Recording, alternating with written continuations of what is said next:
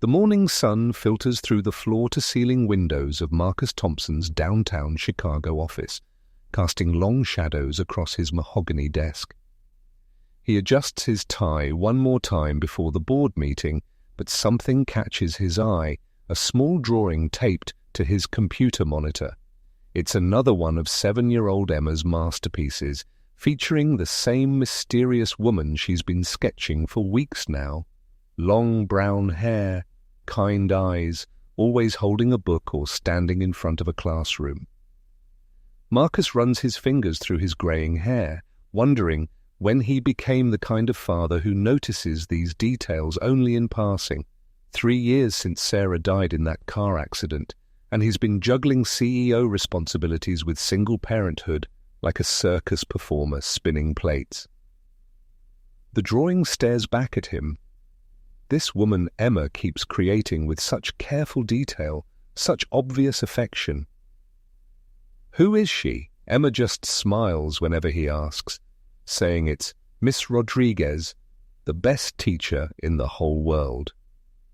Marcus has never met this teacher who's clearly made such an impression on his daughter. Maybe it's time he did. The elementary school hallway smells like disinfectant and childhood memories. As Marcus hurries toward Emma's classroom for the parent-teacher conference he almost forgot about. Again. His phone buzzes with urgent emails, but he forces himself to ignore them. Emma deserves this much at least. He rounds the corner and stops dead in his tracks. Through the open classroom door he sees her, the woman from Emma's drawings. She's kneeling beside a small desk, patiently helping a struggling student with his math worksheet, her voice gentle and encouraging. Her long brown hair falls in soft waves around her face, and when she looks up and smiles at the child's breakthrough moment, Marcus feels something shift in his chest that he hasn't felt in 3 years. "Mr. Thompson?" She stands gracefully, smoothing down her floral dress. "I'm Sophia Rodriguez, Emma's teacher. Thank you so much for coming." Marcus finds himself momentarily speechless, which is ridiculous for a man who regularly addresses boardrooms full of investors. Yes. Sorry, I'm a few minutes late. Traffic was..." "No worries at all." Sophia's smile is warm, genuine. "Emma talks about you constantly. She's so proud that her daddy runs a big company and helps people." They settle into the tiny plastic chairs designed for children, Marcus's knees practically touching his chin. Sophia pulls out a folder thick with Emma's work, and Marcus is amazed by what he sees. His daughter's writing has improved dramatically, her math skills are advancing, and her artwork, well, it's everywhere. But it's not just the academic progress that catches his attention. It's the notes Sophia has written in careful script. "Emma seemed sad today, so I had her help me organize books." She brightened up. "Emma mentioned missing her mummy. We talked about happy memories." "You've been helping her through some tough times," Marcus says quietly, his voice catching slightly.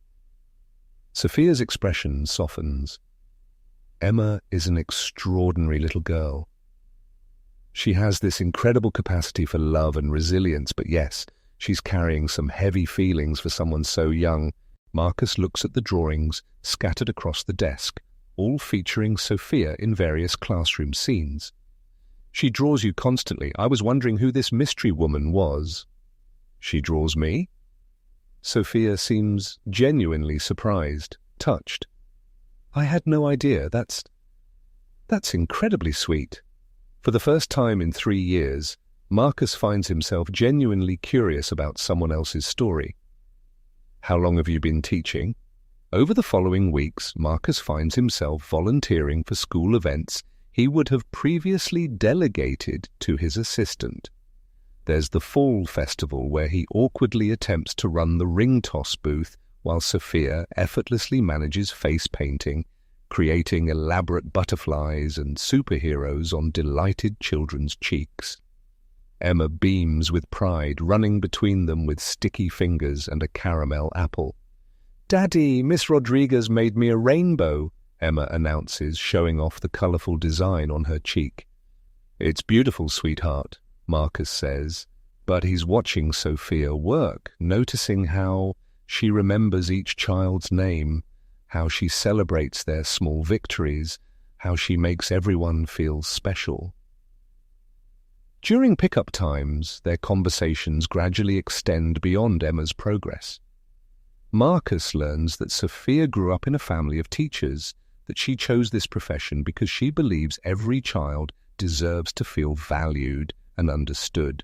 Sophia discovers that beneath Marcus's corporate exterior lies a man genuinely trying to be the father Emma needs, despite feeling constantly inadequate. "I never thought I'd be doing this alone," Marcus admits one afternoon as they watch Emma play on the playground. "Sarah was the one who understood all the emotional stuff. I feel like I'm failing her every day." Sophia turns to face him, her dark eyes serious. "Marcus, you're not failing anyone. Yes, parenting is hard, especially alone. But Emma Light, mess up every time she talks about you. She tells me about your Saturday morning pancake competitions and how you let her pick out your ties for important meetings." Marcus laughs despite himself. "She chose a neon green one for a merger discussion last week. My board members were, confused. And you wore it anyway. That's love, Marcus. That's what matters." But as their friendship deepens, Marcus struggles with guilt and self-doubt. Late at night in his home office, surrounded by framed photos of Sarah, he questions whether he's betraying his wife's memory by developing feelings for another woman. Emma deserves stability, not confusion. His company demands his full attention during a crucial expansion phase.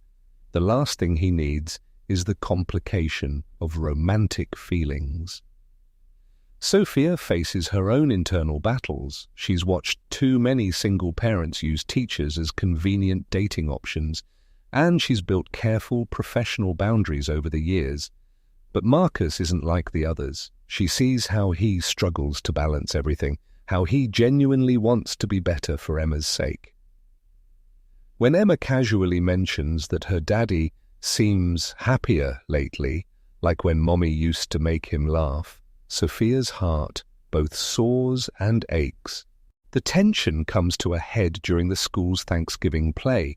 Emma has a small speaking role as a pilgrim, and she's been practicing her lines for weeks with Sophia's help. Marcus promises to be there, front row, no matter what business emergencies arise.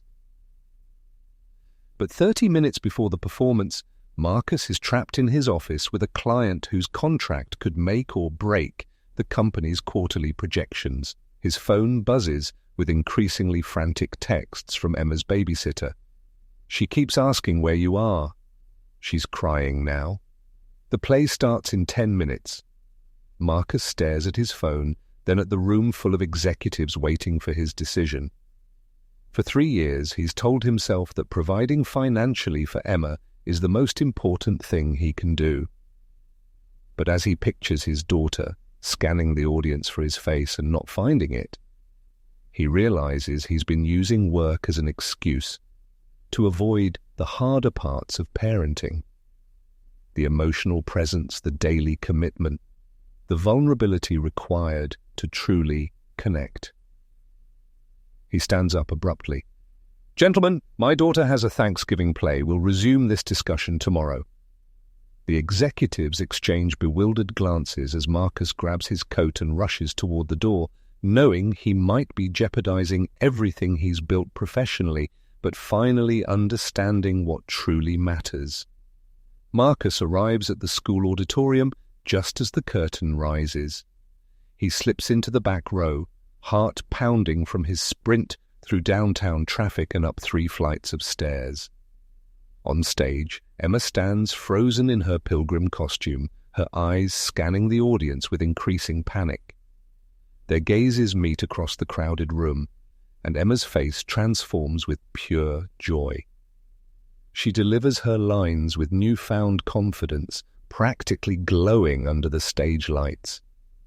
But it's Sophia's expression that stops Marcus cold. Standing in the wings, helping other children with their costumes, she watches him with such obvious relief and something deeper, something that looks like love. After the performance, as families gather for refreshments, Emma runs into Marcus's arms. "Daddy, you came, you really came." "I wouldn't miss it for anything, sweetheart. I'm sorry I was almost late." Sophia approaches them, and Marcus sees tears in her eyes. "Thank you for being here," she says quietly. It meant everything to her. "It meant everything to me too," Marcus replies, and he realizes he's not just talking about the play. He's talking about this moment, this woman, this chance at happiness he thought he'd lost forever. Standing there in the elementary school cafeteria, surrounded by paper turkeys and grateful families, Marcus makes a decision that terrifies and exhilarates him. He's going to take a chance on love again. 2 weeks later, Marcus knocks on Sophia's apartment door with Emma by his side, both of them nervous and excited. They've brought homemade cookies, well, store-bought cookies they transferred to a homemade-looking container, and an invitation. "Miss Rodriguez," Emma announces formally, "Daddy wants to ask you something important." Sophia opens the door, laughing at Emma's serious expression. "Oh, does he now?" Marcus takes a deep breath. "Sophia, I know this is complicated. I know we both have reasons to be careful, but Emma and I were wondering if you'd like to have dinner with us. Not as her teacher, not as a parent conference, just as Sophia, as someone we both care about very much." Sophia's smile could power the entire city. "I would love that." Over dinner at a small Italian restaurant Emma chose because it has the best breadsticks in Illinois. They talk about everything and nothing. Sophia shares stories about her students, Marcus describes his latest attempts at work-life balance, and Emma provides running commentary on everything from the pasta sauce to her plans for their future adventures together. "So if Miss Rodriguez becomes part of our family," Emma asks with 7-year-old directness, "does that mean she can help me with my homework every day?" Marcus and Sophia exchange glances, both blushing, both hopeful. "One step at a time, sweetheart," Marcus says, but he's looking at Sophia when he adds, "But I like the way you think." Satisfying conclusion, future vision, 250 words. 6 months later, Marcus's office looks different. Emma's drawings still decorate his monitor, but now they feature 3 figures instead of just Sophia alone. A tall man in a suit, a woman with kind eyes, and a little girl with pigtails, all holding hands outside various locations: the zoo, the park, their favorite pizza place. The merger went through successfully, but Marcus negotiated a different role, one with more flexibility, more time for school plays and bedtime stories. His board was initially skeptical, but productivity actually increased when their CEO started modeling better work-life balance. Sophia still teaches, but now she comes home to a house filled with laughter and the smell of Marcus's improving cooking attempts. Emma has flourished with 2 parents who adore her, and she has started drawing new pictures, wedding dresses, family vacations, and a little brother or sister she keeps hinting about. "Daddy," Emma says one evening as Sophia helps her with homework at the kitchen table, "I think Mommy would like Miss Rodriguez. They both make really good chocolate chip cookies." Marcus feels the familiar pang of missing Sarah, but it's gentler now, mixed with gratitude rather than overwhelming grief. Sarah would want Emma to be happy, to be loved, to have a complete family again.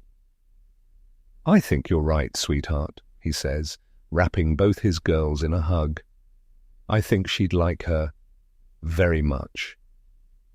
Love, Marcus has learned, doesn't replace love, it multiplies it.